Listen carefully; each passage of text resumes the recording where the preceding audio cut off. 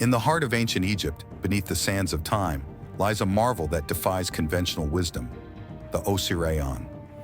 Here, hidden from the sun, intricate channels and mysterious waterways hint at a civilization's mastery over hydraulic technology, centuries before the pyramids echoed their greatness. How did pre-Egyptian civilizations harness the power of water in ways that still puzzle archaeologists today?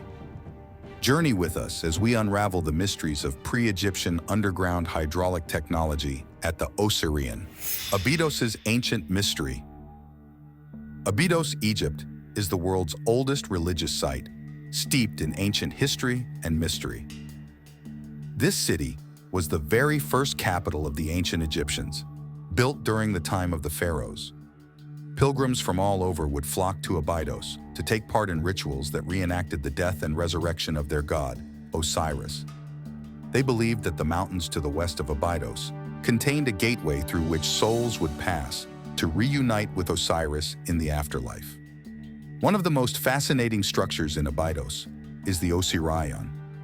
Unlike any other ancient Egyptian building, its purpose remains a mystery. Its unique design and construction have puzzled archaeologists and historians for years, adding to the intrigue and allure of this ancient site.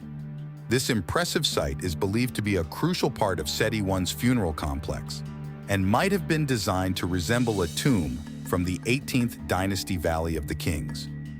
Archaeologists Flinders Petrie and Margaret Murray discovered the Osireion between 1902 and 1903. Interestingly, it was built much lower than the foundations of Seti's temple. Seti I ruled from 1294 to 1279 BCE, and while there's some debate about the true age of the Osireion due to its unique design and deep construction, Peter J. Brand, in his 1998 dissertation, argued that it can confidently be dated to Seti's reign because of the many cartouches of Seti I found there. The Osireion features a central stone-paved island surrounded by chambers and a deep water basin that is at least 10.4 meters deep, likely used as a well. Access to this fascinating site is through a 69-meter-long stone-lined passage. The architecture of the Osireion is truly unique in Egypt, with its massive stone blocks, precise joints, and lack of round pillars, except for the Valley Temple in Giza. Petrie and his colleague Caulfield found the entrance passage or corridor at the end of the 1902 excavation season. Margaret Murray continued the excavations in 1903, focusing on the entrance corridor, which was fully cleared in 1925.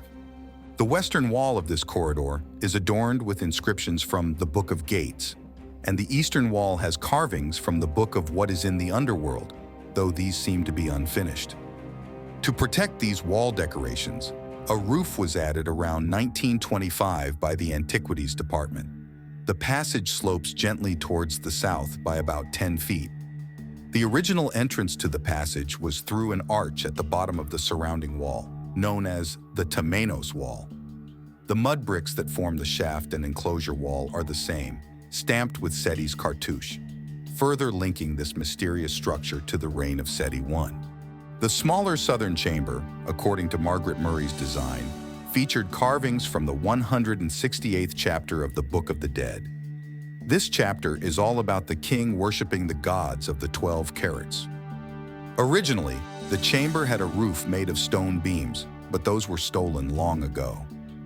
In the Great Hall, the north, west, and south walls are covered with various intricate scenes. The eastern and western walls of this chamber are made from yellow limestone.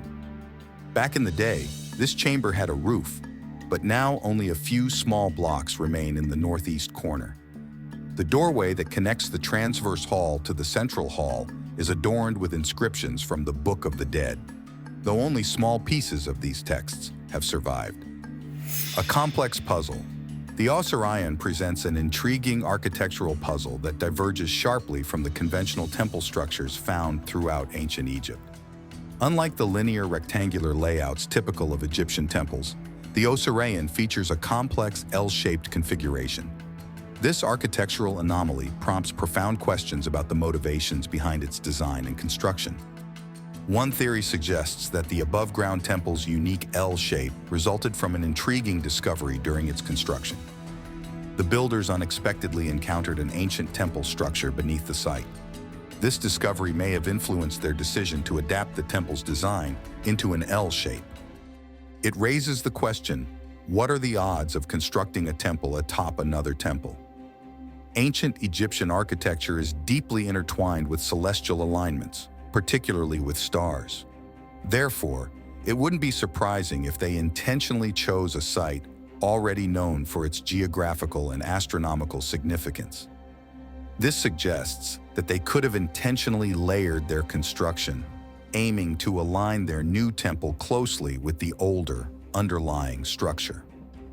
This deliberate approach underscores their meticulous effort to integrate the new temple seamlessly with the ancient foundations already present. The sheer grandeur of the Osireion is awe-inspiring. Massive rose granite blocks, some weighing up to 100 tons each, form the foundation of this monumental structure. These colossal stones were sourced from Aswan, an astonishing 200 miles away. The logistical feat of transporting such immense blocks across vast distances to a desert location several miles from the Nile River is staggering. Even more perplexing is how these enormous stones were maneuvered and precisely positioned without any apparent use of advanced machinery, challenging our understanding of ancient Egyptian capabilities. The architecture of the Osireion adds another layer to this puzzle. The site boasts a complex double-layered roofing system and approximately a dozen chambers, showcasing an architectural sophistication that seems beyond what we attribute to a civilization known for its rudimentary tools. The intricate interlocking of wedges and the meticulous stacking of massive blocks suggest a level of engineering knowledge not typically associated with ancient Egypt.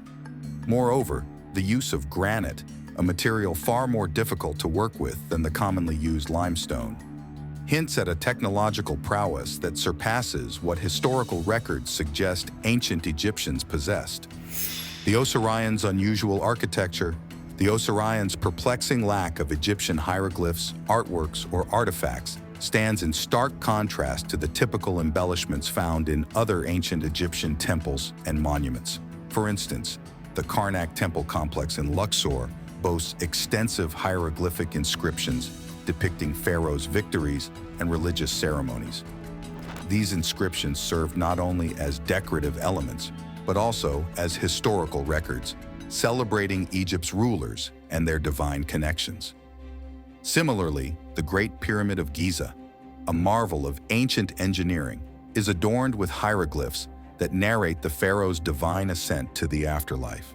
These intricate carvings and paintings within the pyramid's inner chambers and passages illustrate religious beliefs and rituals, crucial to ensuring the pharaoh's immortality and eternal life. In contrast, the Osireion's subterranean layout deviates significantly from the architectural norms observed in other Egyptian temples. This unusual placement raises questions about the Osireion's purpose and origin. Some scholars suggest that its lack of typical Egyptian adornments and its unique underground setting might indicate an earlier construction date, possibly preceding the layers of sediment that have accumulated over millennia. The limestone enclosure surrounding the Osireion displays distinct patterns of water erosion. Some researchers argue that these patterns could only have formed if the structure was built before the end of the last ice age, a period characterized by a much wetter climate in the region. Yet perhaps the most captivating aspect of the Osireion lies beneath its surface and the presence of water. Utilizing modern seismic technology, experts have determined that the structure extends at least 50 feet below the current floor level.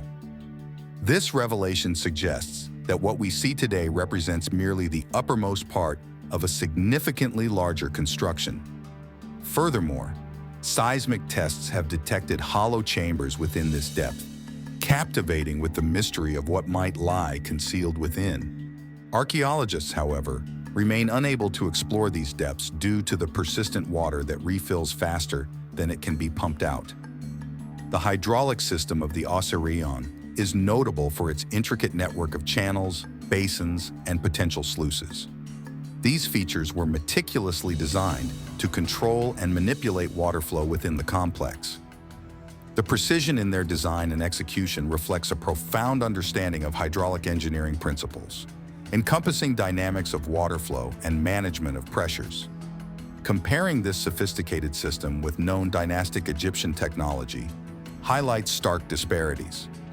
While the Egyptians adeptly used the Nile for agricultural irrigation through basic canals and basins, the Osireions' hydraulics showcase an unparalleled level of complexity and precision.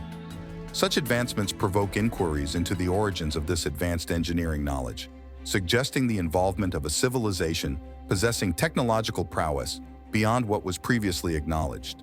There is no longer any doubt that this system is what the Greek geographer Strabo called the well, or the fountain of Abydos.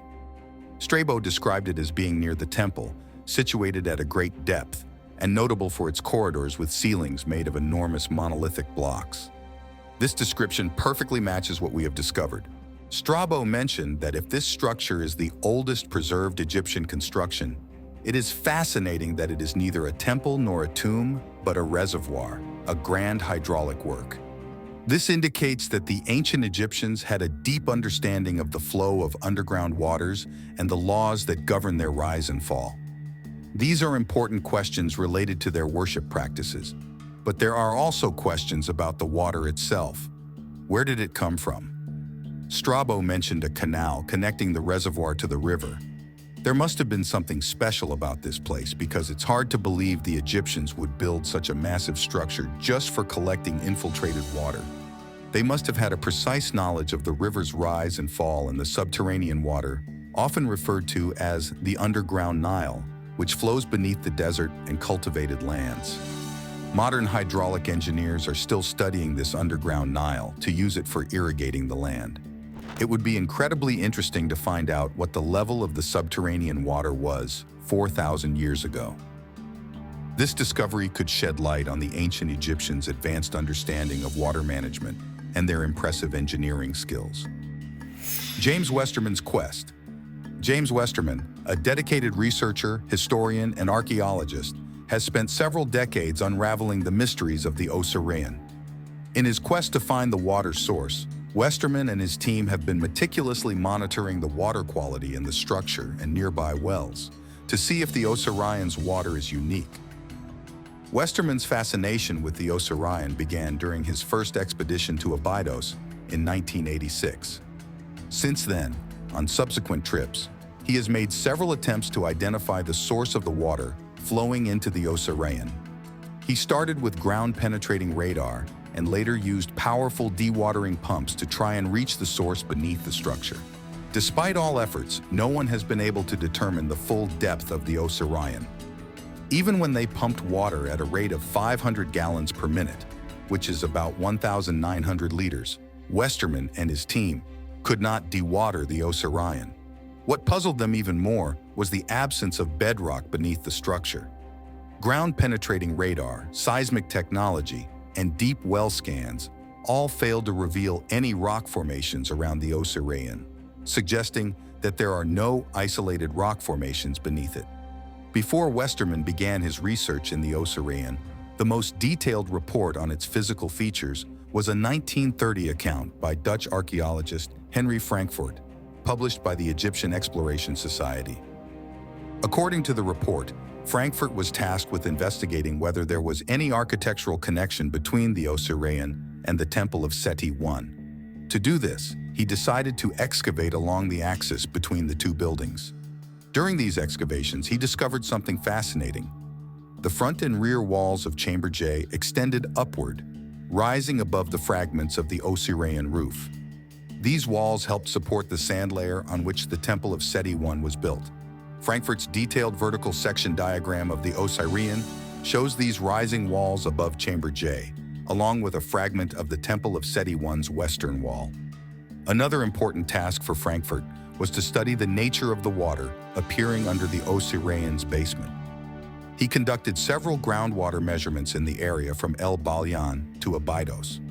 Based on the graphs showing changes in the local water table, Frankfurt concluded that the water flooding the Osireion came from a natural underground aquifer connected directly to the Nile, extending under certain parts of the desert.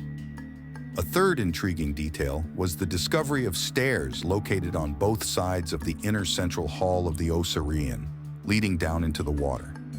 When the water was pumped out, no pavement was found at a depth of about 24 feet below the ledge, where the last step of the staircase was installed. Frankfurt believed that these stairs led down to the dense geological layers where the underground water circulated, which likely marked the start of the lowest masonry of the Osireion's original foundation. With advancements in technology, Westerman was excited to learn more about the water dynamics at the site. In 2023, Westerman and a team led by Dr. Ahmed Aziz of Egypt's Sohag University received 3 advanced devices called Aquatrol 200 CTD loggers. These devices measure pressure, temperature, conductivity, and total dissolved solids. They placed 1 logger in the Osireion and the other 2 in nearby observation wells. The Aquatrols collect data every 4 hours. Dr. Aziz's team would go out to the site once a month to download the data. They connect to the instruments using a wireless trollcom and send the data through the ViewSitu mobile app. Early results showed that the water in the Osireion has unique characteristics and comes from a different source compared to other local water sources. Westerman says, "I have found through research that the water entering the Osireion is different from the surrounding water. It has a unique chemical composition and isotopic profile. But why is this happening? The water in the Osireion is under pressure and flows in as if it's being forced up like a geyser, but it isn't coming through bedrock. So, what's driving this flow?" Current research indicates that the water in the Osireion is special and isn't coming from the local aquifer or the Nile River, which is several miles away. Further scientific investigation will help determine its true source. By keeping an eye on the water in the Osireion and comparing it to other nearby wells, Westerman hopes to shed light on where the water is coming from and why it flows with such force. The Aquatrol devices have shown that the water in the Osireion is quite different from the other wells, suggesting it doesn't come from the same place. Samples from all 3 sites are now being tested in an Egyptian lab to confirm these findings. However, more data is needed before any solid conclusions or even guesses can be made. "We're trying to understand what we're seeing, and it's really puzzling us," says Westerman. "The things we're noticing can't be explained with what we currently know, but thanks to the in situ devices, we can closely watch changes in the water chemistry, which has been very helpful." Right now, the Egyptian government still has pumps in place to remove water, but they will be turned off at the end of November. This will allow the water levels in the Osireion to return to their natural state during the winter. Westerman is eager to see how this will affect the Aquatrol's readings. Building such a grand structure in a partially submerged sandy landscape is a marvel of engineering and only raises more questions. What is the source of the water, and how does it replenish so quickly in the middle of the Egyptian desert? "It's been one mystery after another," Westerman says. Hydrologic studies revealed that the water in the Osireion is drinkable. After filtering it, Westerman began drinking it and noted it had no distinct taste. He continued drinking this filtered water, and after a while, something amazing happened. His eyesight, which had been poor since he was a child, started to improve. An eye test later confirmed that he no longer needed glasses. Since then, Westerman has kept drinking this water, convinced of its healing powers. Another strange thing about the water is its unusual temperature changes. It seemed like something was heating the water under the Osireion. The water around the structure is measured at 16.9 degrees Celsius or 62.5 degrees Fahrenheit, but inside the pipe, it measures 23.8 degrees Celsius or 74.8 degrees Fahrenheit. This significant difference goes against the second law of thermodynamics, which says that heat can't move from a cooler place to a warmer one on its own. This suggests that some unknown force is warming the water inside the chamber, even though it's surrounded by cooler water. Now it's time for today's subscriber pick. In the heart of the desert, beneath the scorching sands where ancient secrets lay entombed, there existed a labyrinth of submerged chambers connected by narrow, winding hallways. This subterranean network, known as the Osireion, whispered tales of a civilization long forgotten, a people who mastered the art of hydraulics before the rise of Egypt. Water, pristine and cool, flowed through channels carved into the stone, reflecting the soft glow of torchlight. The chambers, each holding relics of a lost era, were cloaked in a timeless serenity. Hieroglyphs etched into the walls told stories of gods and kings who once walked these halls, their deeds preserved in the silence of the underwater depths. As explorers ventured deeper, they marveled at the precision of the engineering, the intricate system that defied the harshness of the desert above. How did these ancient builders harness the power of water so flawlessly, centuries before the pyramids graced the horizon?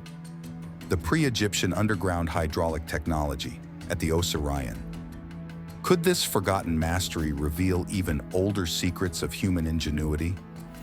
Secrets beneath the Temple of Seti I. In the 1920s, M.E. Barazzi, an engineer with the Department of Antiquities, led excavations in the second court of the temple. He discovered that the temple was partly built on solid rock and partly on debris filling a deep ditch carved into the rock.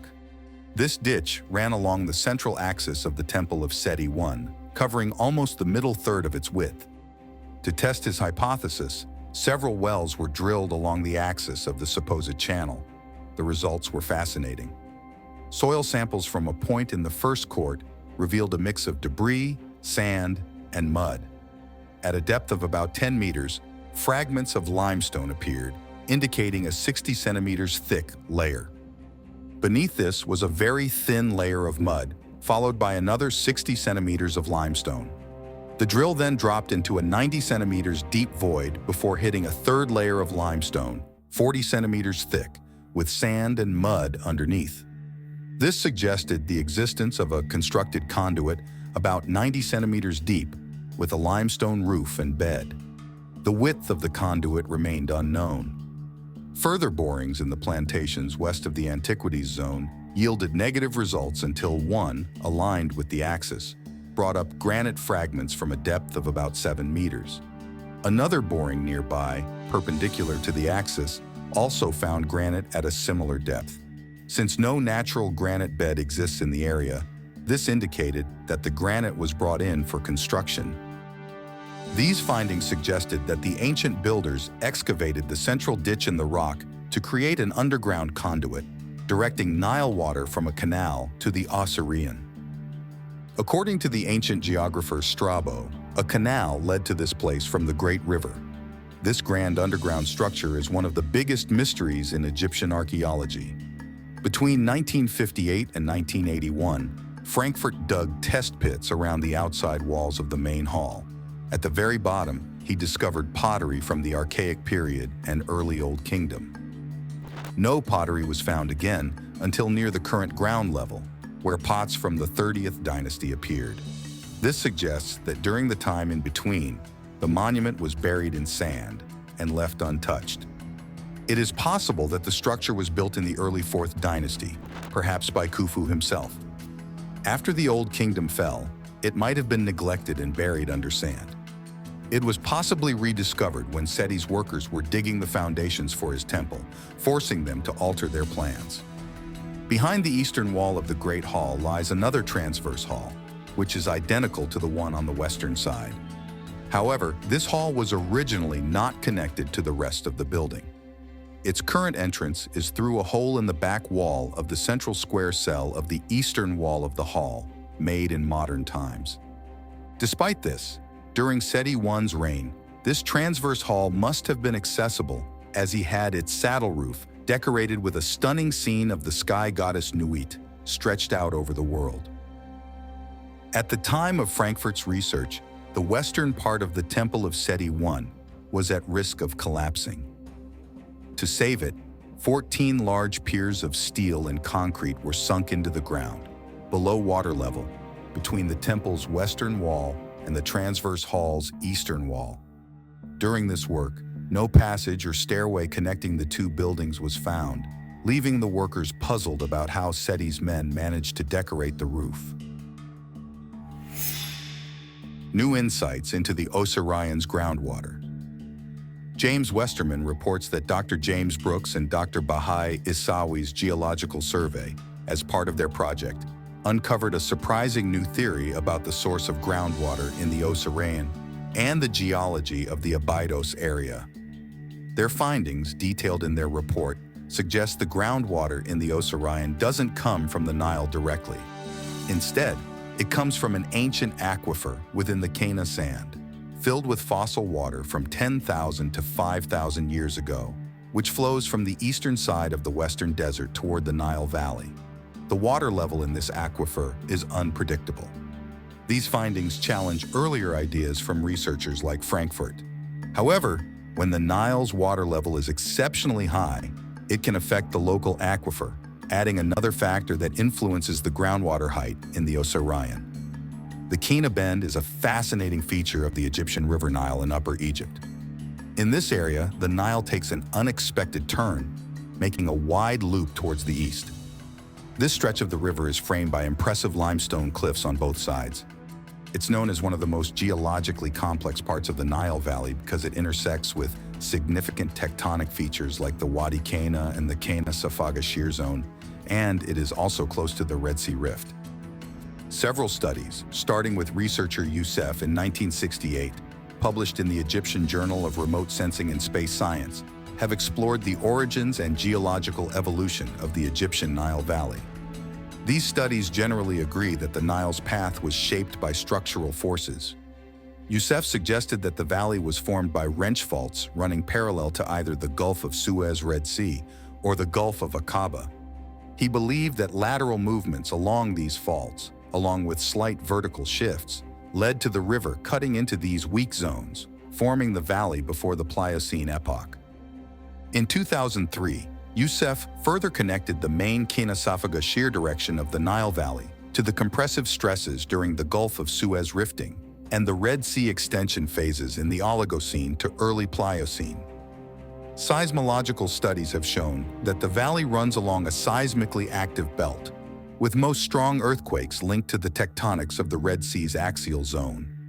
According to Abdel Karim and Elbaz in 2015, the uplifting of the Red Sea hills during the Oligo-Miocene period caused a large crack to form running north to south, separating the raised basement hills from the limestone plateau to the north. This uplift also generated forces pulling westward, which created numerous cracks and faults parallel to the uplift's axis. These fractures caused sections of the limestone plateau to break away, initially forming what would become the Nile Gorge. Additionally, the uplift fractured the plateau, leading to the formation of the Kena Safaga Shear Zone and the Nile Gorge cracks near Kena. Over time, these geological processes were further shaped by ancient river activity, eventually developing into the present-day Nile Valley. According to the hypothesis proposed by Isawi, during the Middle Miocene epoch, the Kena system occupied the region, draining water from the northern Red Sea hills through Wadi Kena and Wadi Tarfa southward via the Nile Gorge towards Aswan.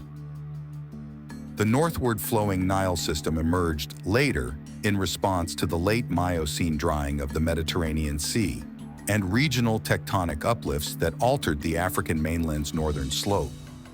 Isawi further elaborates on the development of the Nile system from the late Miocene onward, dividing its history into several stages: Eonile, Paleonile, Proto-Nile, Pre-Nile, and Neo-Nile.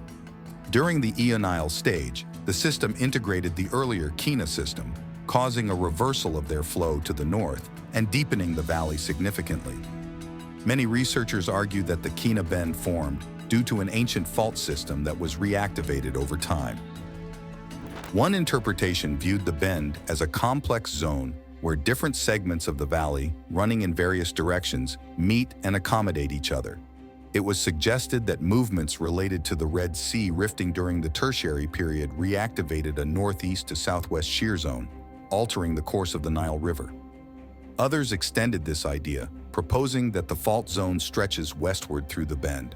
Another description considered it as an extension of a fault trending from northeast to southwest. Further fieldwork indicated that after the early Eocene epoch, northwest to southeast faults affected the region, later modified by north to south faults, and eventually by a northeast to southwest shear. All these fault systems eventually transformed into normal faults before the Pliocene epoch, or possibly earlier. Despite various studies using surface evidence from geological fieldwork and remote sensing, understanding the subsurface basement's role in shaping the Kina Bend remains limited.